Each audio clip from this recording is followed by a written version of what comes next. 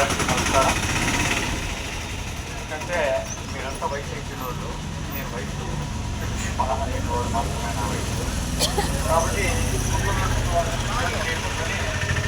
నేను మామూలుగా ఉన్నట్లయితే కొంతవరకు అంతా ఉంటుందండి.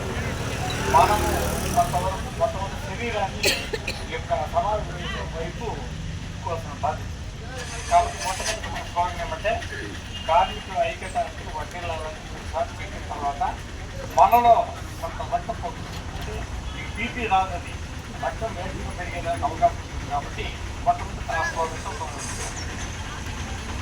మొట్టమొదట కార్మికుల ఐక్యత, కార్మికుల ఐక్యత, కార్మికుల ఐక్యత వర్తిల్లాలి, వర్తిల్లాలి, వర్తిల్లాలి, వర్తిల్లాలి, వర్తిల్లాలి, వర్తిల్లాలి. కాబట్టి ఈరోజు ఒక రకంగా బాగా నిద్రపడుతుంది మాకు సీనియర్గా ఉండేవాళ్ళు. ఎందుకంటే ఇంకా మన కార్మిక లోకాన్ని ముఖ్యంగా స్త్రీ లోకం దీన్ని అడ్డుపెట్టుకొని ఈ ప్రపంచంలో ఉన్నటువంటి అతి పెద్ద సమస్య ఏంటంటే వెట్టి చాకరీ చేస్తున్నటువంటి కార్మికులకు ఈ యొక్క ప్రజాస్వామ్య దేశాలు కావచ్చు, లేదా నిరంతర ప్రభుత్వాలు కావచ్చు, ఒక రోజు కేటాయించారు. ఆ రోజు ఏంటంటే మేము సార్ మేడం చెప్పారు మొట్టమొదట ఆ అమ్మాయి పిల్లనే, కానీ ఇప్పుడు ఆమె స్టేజ్లో ఉంది కాబట్టి ఆమె మేడం అన్న పిల్లల్ని కొట్టారు. ఒక చిన్న విషయం మనము మీరందరూ గమనించాల్సింది ఏమంటే వాట్సాప్లు కానీ ఇతరులు కానీ మనం చూసుకోవాల్సిన అవసరం లేదు. మనం ఎందుకు ఈ సమావేశాలు కానీ 2 నిమిషాలు రేపు చెప్పారు అంటే మన ఉద్యమం పుట్టి ఎన్ని సంవత్సరాలైతే 130 సంవత్సరాలు. అది కూడా ఎక్కడ పుట్టిందంటే అమెరికా దేశంలో చికాగో అనే నగరంలో పుట్టింది. అక్కడ కూడా మీలాంటి కార్మిక సంఘాలుగా ఉన్నటువంటి కార్మిక సంఘాలు అంటే ఎవరు లేదు, వెట్టి చాకరీ చేస్తున్నటువంటి అడుగు బలహీన వర్గాల్లో ఉన్నటువంటి వారు జీవనోపాధి లేకుండా కూలీ నాలి చేస్తూ ఉండే వాళ్ళనే ఈ యొక్క వెట్టి చాకరీ చేస్తున్నటువంటి ప్రజలు ఆ రోజు అమెరికాలో 1886లో చికాగో అనే నగరంలో దీన్ని ప్రారంభించారు.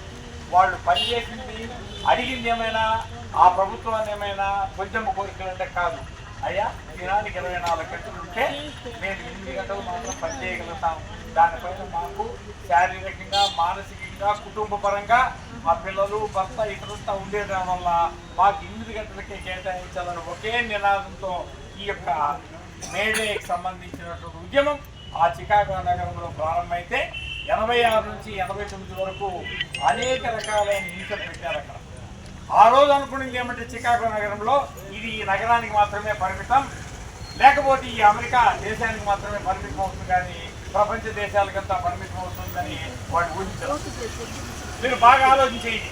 ఇప్పుడు ఈ వేదిక పైన ఉన్నటువంటి ఇద్దరు ఎందుకోసం ఇక్కడికి హాజరు కావాల్సిన పరిస్థితి, లేకపోతే ఇక్కడ ఉండేవాళ్ళు మేమంతా ఎందుకు రావాల్సిన పరిస్థితి ఏమిటి అంటే మీకంటే కొంత ఎక్కువ కాదు, మీకంటే కొంత ఆ శ్రమని అంటే ప్రపంచ స్థాయిలో, దేశ స్థాయిలో ఉండే నాయకులు మీ యొక్క జీవన విధానాన్ని మెరుగుపరిచేదానికి ఏ రకమైన కార్యక్రమాలు చేపట్టాలనే విషయాన్ని తెలియజేసేదానికి మాత్రమే ఇక్కడ వచ్చామే, కానీ మేము పెద్దగా అతిథులుగా మేధావులుగా ఇక్కడ మేము రాలాం.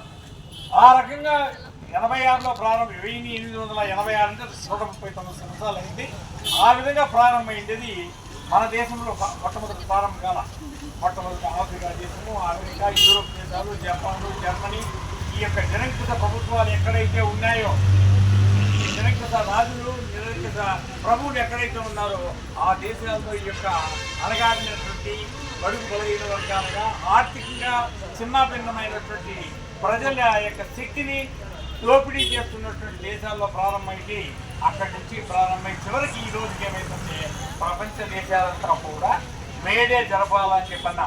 ఇప్పుడు మీరు మామూలుగా చూసింటారు, ఆగస్టు 15 స్వాతంత్రం మనకు వచ్చింది, రిపబ్లిక్ డే వచ్చింది, లేదా ఇంకోటి వచ్చింది, అది ఆ దేశాలకు మాత్రమే పరిమితం.